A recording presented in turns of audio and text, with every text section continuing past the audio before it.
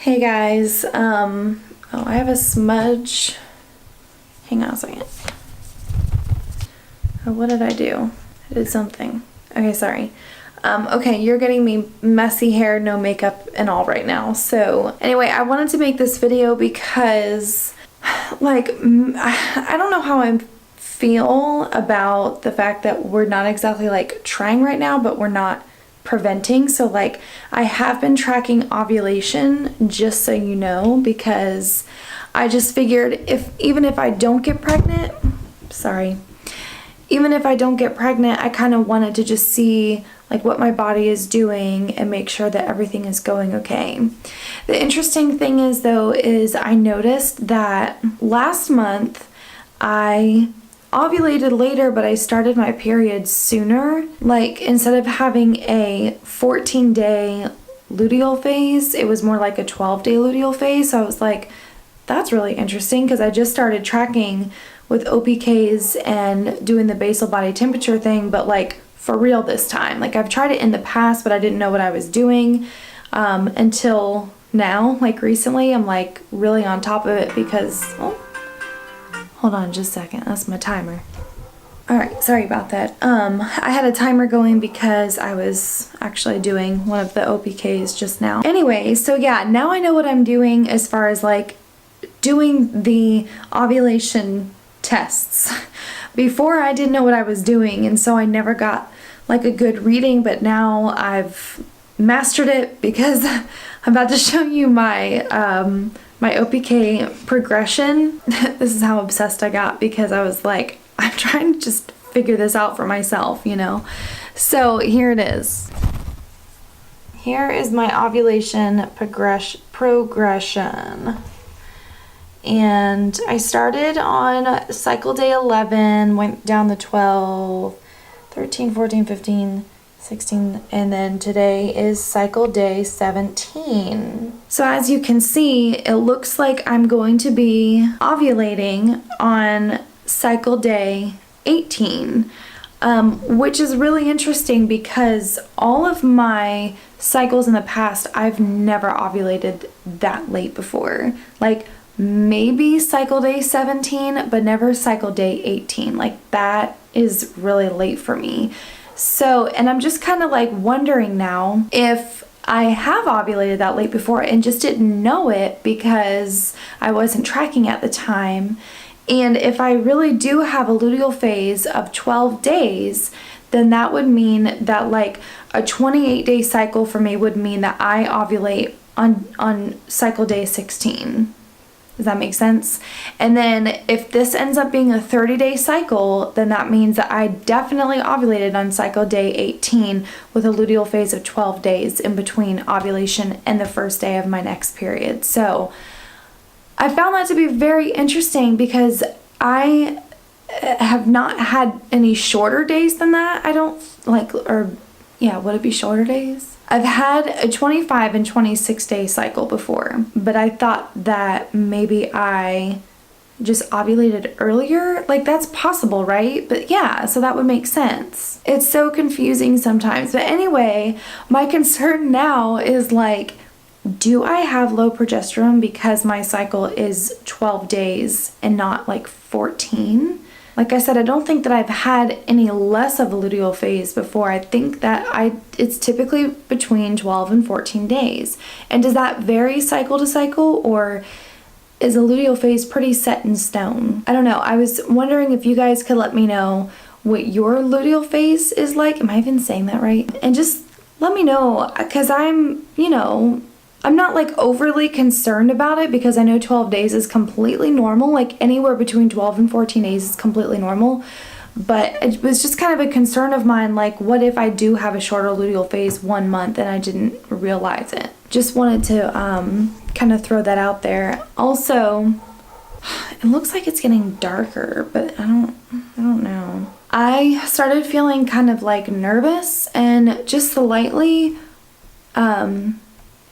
panicked about the thought that we could get pregnant this month. It's totally possible. Not that I've been trying to like perfectly plan or time things. I started kind of having like a panic attack, like this could really happen, and I'm a little bit scared. Like, what if my body's not ready? What if my mental state isn't ready? I don't know. It just kind of freaks me out a little bit. So anyway, that's like an update that I have for you guys right now. I'm also doing the basal body temperature, and that's been kind of interesting because I woke up at 4:30 this morning, and then I didn't go back to sleep till about maybe 6 o'clock, maybe a little bit before that. But I still took my temperature when I got up this morning, because what I have noticed with me is it does not matter how many hours of sleep I get. My temperatures are still pretty consistent morning to morning, and they always fluctuate by like 1 or 2 points, up in like 0.10 points. I noticed that I'm always in the 97 range before I ovulate, and then I'm in the 98 range after I ovulate. So to me, it doesn't really matter if I am sleeping weird, if I'm breathing out of my mouth. Like, my temperature is going to be pretty consistent as far as the range that I stay in. And then after ovulation, it spikes up. So I'm interested the next couple of days to see when that spike is going to happen. So that's where we're at right now. We're almost in the 2-week wait. So tomorrow's ovulation day, and we'll just see what happens next couple of weeks. I'll keep you guys updated. So anyway, something else that I wanted to talk about real quick too is yesterday at church, there's a girl that goes to my church who found out that she was pregnant a week before I did, but I didn't know until I was about 7 or 8 weeks when she finally like told everybody that she was pregnant, and she was 9 weeks at the time. So I thought, like, oh, this is gonna be great. Like, we're gonna be pregnant together and have our babies like pretty much at the same time. Like, we're gonna have a church baby shower together and all that.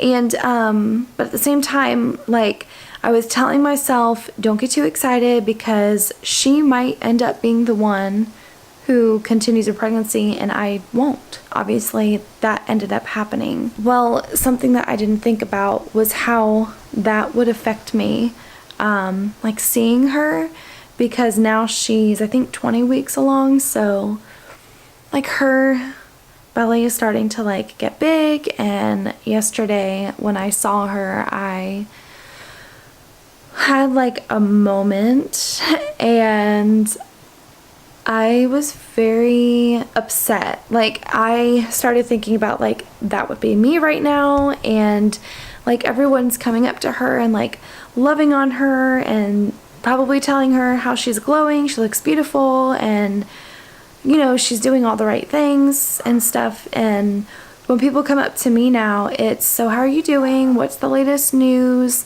What did your test results say? And then as soon as I tell them like how I'm doing, or like, usually I tell them I'm doing pretty good, because usually I am, but yesterday was just not a good day for me at all. Like, the last thing I wanted was for somebody to ask me how I was doing. But I told them I was doing good anyway. And they said, next time you get pregnant, maybe you just need to like take it easy, and stuff. And I was like, well, I was actually on pelvic rest this last time. So I literally was laying in bed like every day after work, and I didn't allow myself to really do a whole lot. I tried to take it as easy as possible. And then they said, well, but some exercise is good.